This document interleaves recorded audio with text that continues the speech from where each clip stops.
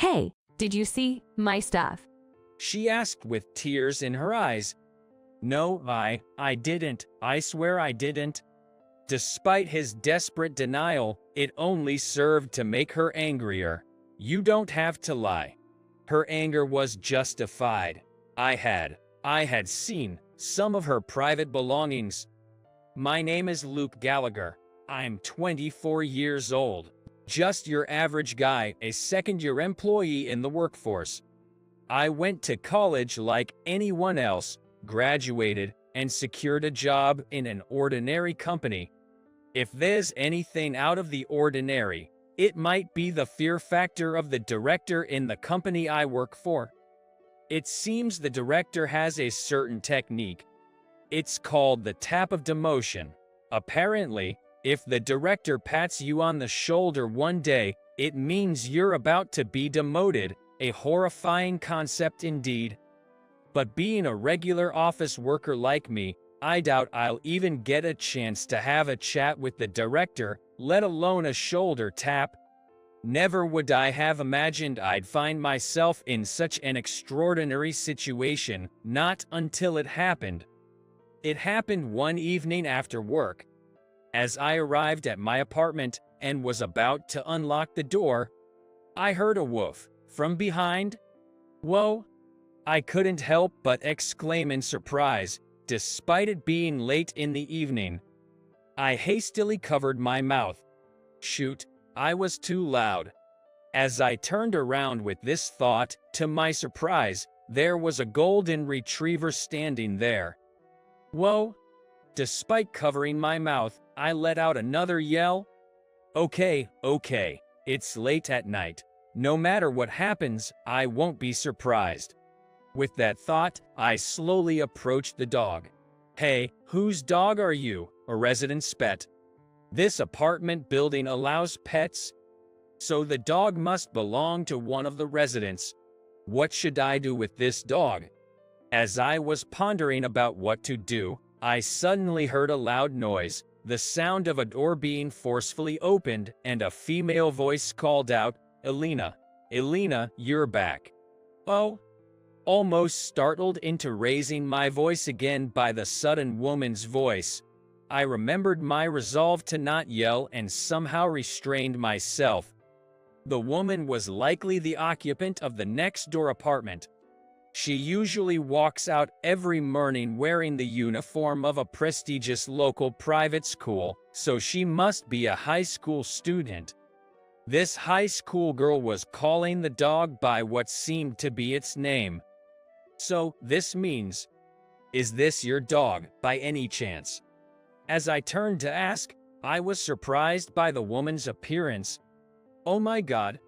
I couldn't help but exclaim, and my hand went not to my mouth, but my eyes, because she was in her underwear, with only a shabby jersey thrown over.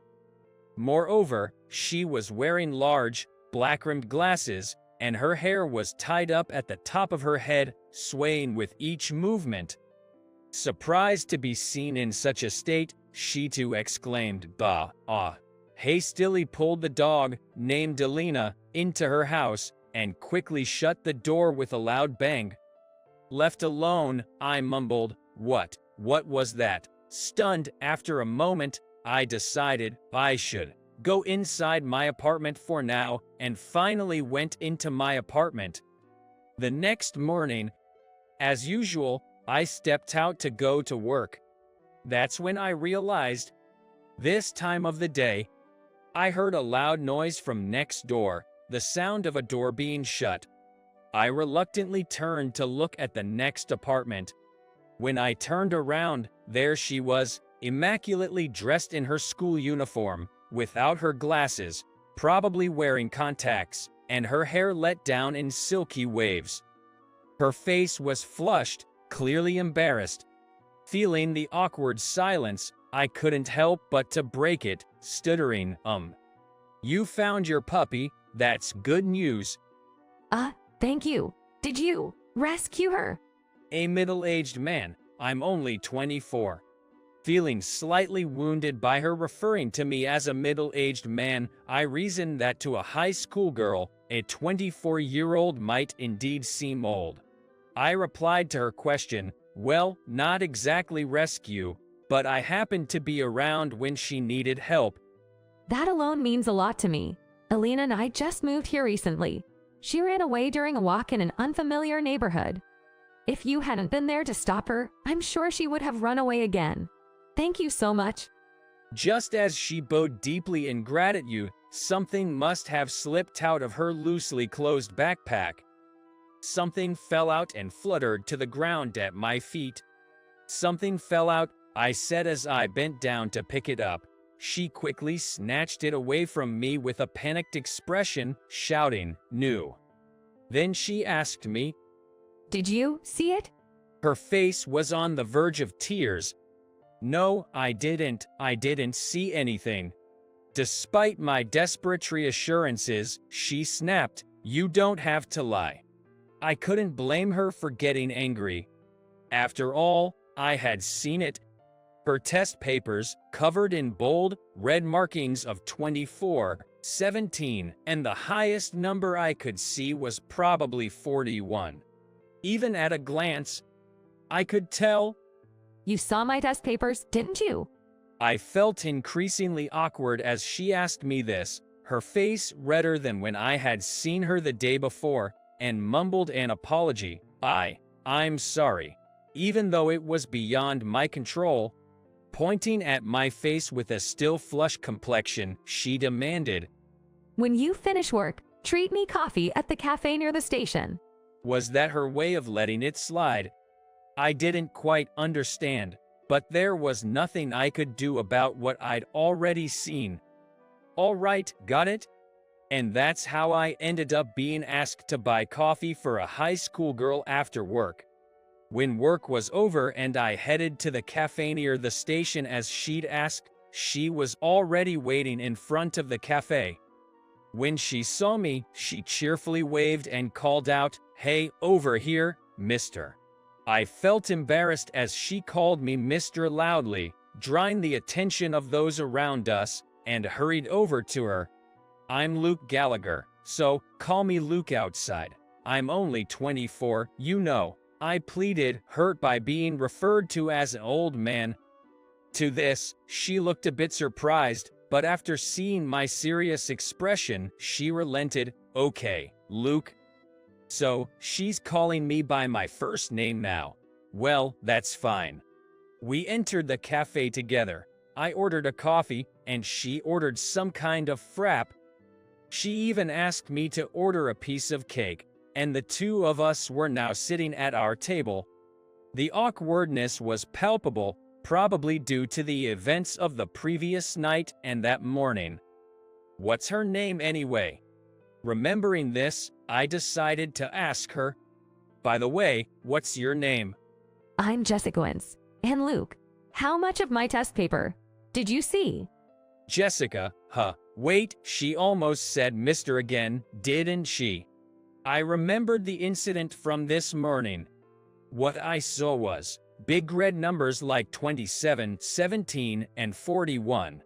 Upon hearing this, Jessica fell flat on the table and wailed, "You saw everything. My test scores." So, those were her test scores. They are pretty low. That's why I said I didn't want to go to a prep school. A public school would have been just fine.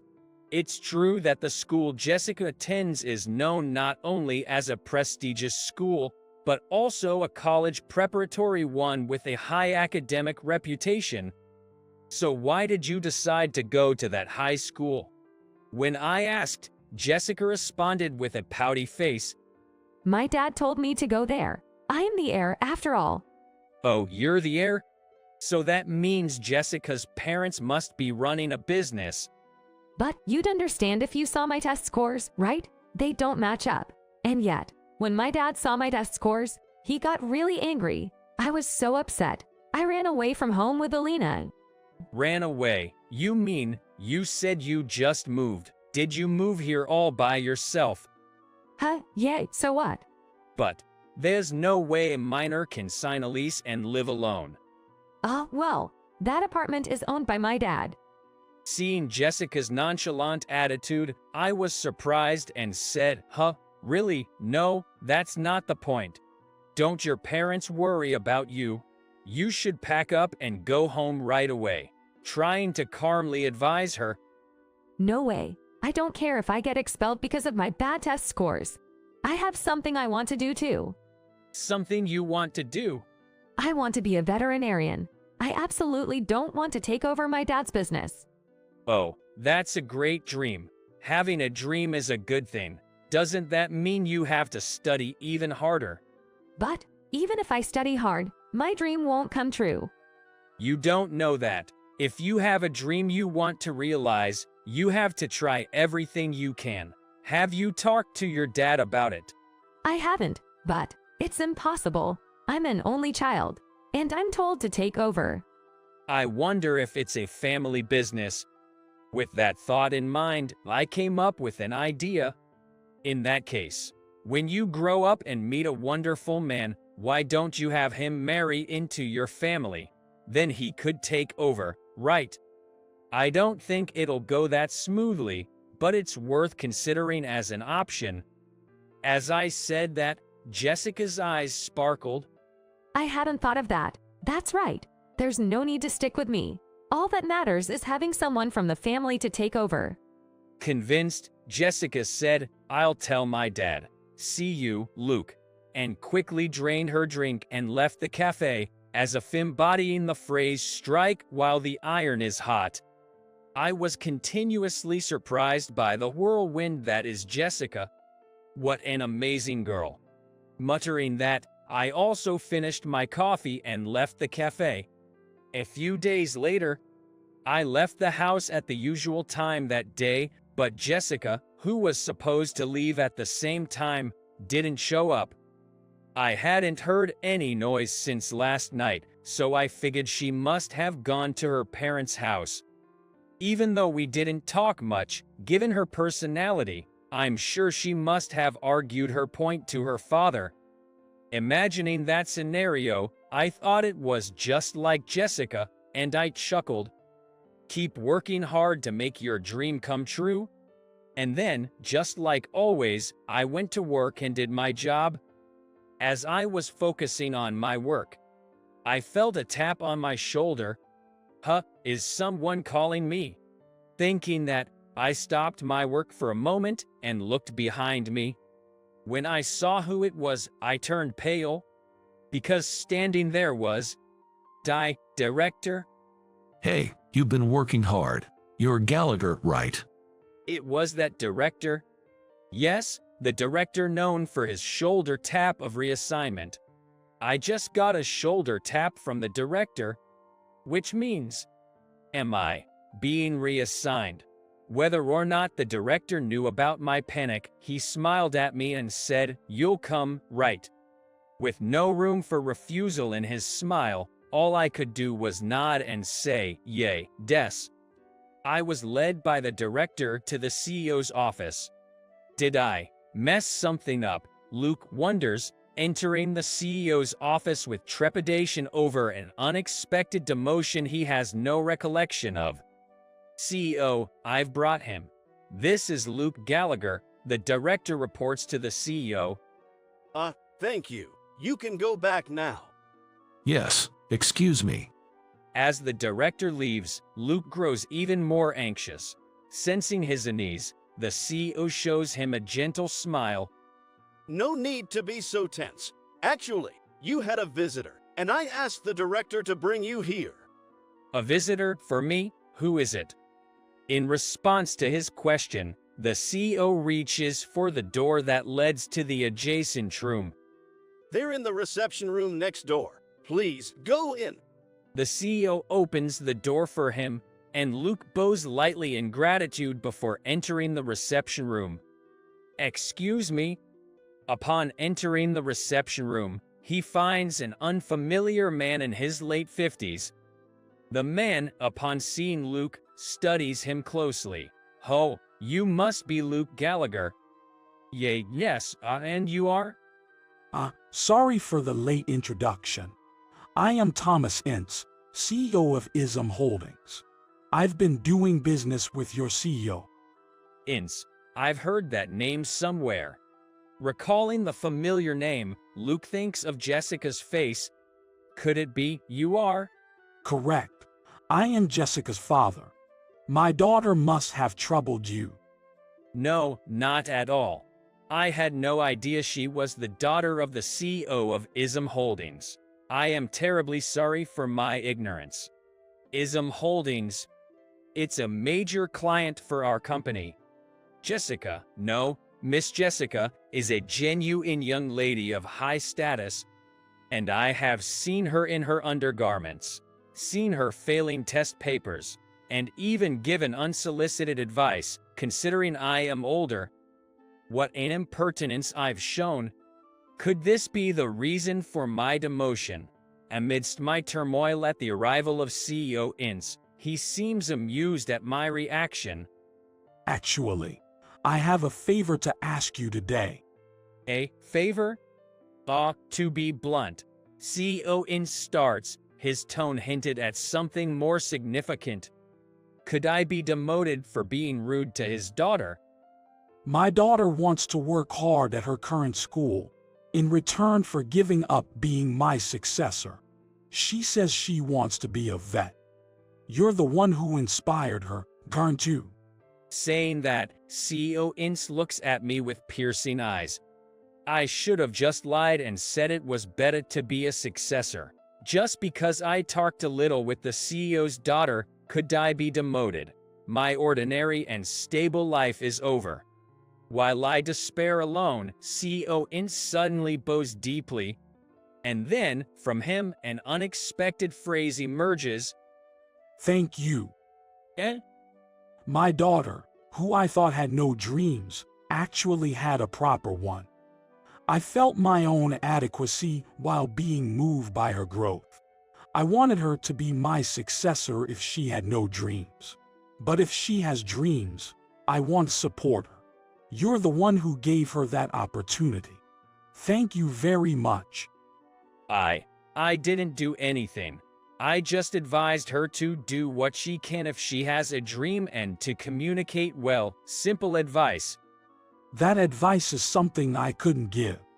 I am full of gratitude for you. Thank you very much. Please, don't bow your head like that, CEO Ince. Instead, I'm truly sorry for resulting in you losing your successor. It feels rather uneasy for a low-level employee like me to be bowed to by the CEO. In response to CEO Ince, I also bowed deeply. Losing a successor, well, it's quite a blow, to be honest.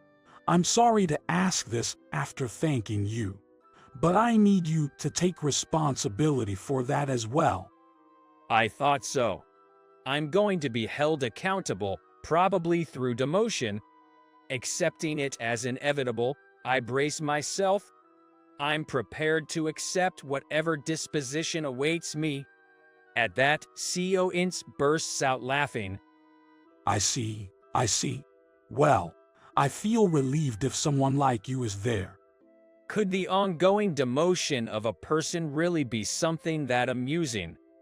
As I was pondering over this, CEO Ince slapped me on the shoulder. Another shoulder slap. I had grown tired of the director's constant shoulder pats, and I had the feeling that this one didn't bode well. Ince, the CEO, started to speak. As my daughter's fiancé and my successor, come work at our company. I was prepared to accept any treatment that came my way. So when Ince asked me, I replied, yes, without much thought. It was only afterward that I realized, but, fiancé, successor. Yes. I asked my daughter what we should do about the successor, and she told me she planned to marry her boyfriend someday and wanted him to take over. I thought it was a good idea. No, just because she said that, making me the candidate is. You must have better candidates, right? Well, even if my strong-willed daughter has a boyfriend, I doubt there are many who would not only marry her but also agree to become a successor. Indeed? I grimaced at Ince's words. Given her feisty nature, anyone who got involved with her would be in for a fright. She was known for dramatically moving out at the drop of a hat. No, number, just because of that, it doesn't mean I should be the one. Shouldn't you prioritize your daughter's feelings? Becoming the fiancé of a CEO's daughter from such a large corporation was too intimidating. I was trying to subtly refuse, but CEO Ince, grinning as if he wouldn't let me escape, started to massage my shoulder. The one who nominated you was my daughter, Jessica. She sent a message through me. A message. Take responsibility for seeing that. Now, what could that be? At this point, Ince's expression turned stern. Upon hearing that, I recalled the shabby sweatpants and the failed test paper. Which one was Jessica's that? Either way, I didn't have the courage to answer that in front of CEO Ince. Haha, I'd be delighted to accept your proposal. And thus, instead of being demoted, I found myself switching to a major corporation. And not just that, I also ended up as the fiancé and successor to the CEO's daughter. Because I happened to see that of the high school girl living next door, my life took a turn for the extraordinary from what should have been a normal life. 6 years later, the high school girl who used to live next door had become my wife, sitting beside me. She had achieved her dream of becoming a veterinarian. Speaking of which, I asked Jessica, "Why were you almost naked that time, wearing only a tattered jersey top?" Upon hearing my question, Jessica answered without any hint of embarrassment. That? I had just gotten out of the bath. I heard Alina crying while I was changing, so I rushed out in a hurry. So that's why you were dressed like that. But didn't you have something better to wear? As I grumbled, Jessica chuckled. Because I left home suddenly, I only had that to change into. It was my middle school jersey, and besides, Jessica gave me a mischievous smile. You'd feel more comfortable than some overdressed lady, right? Comfortable with whom? It's a secret. At Jessica's smile, all I could do was return a bitter smile. Rich people sure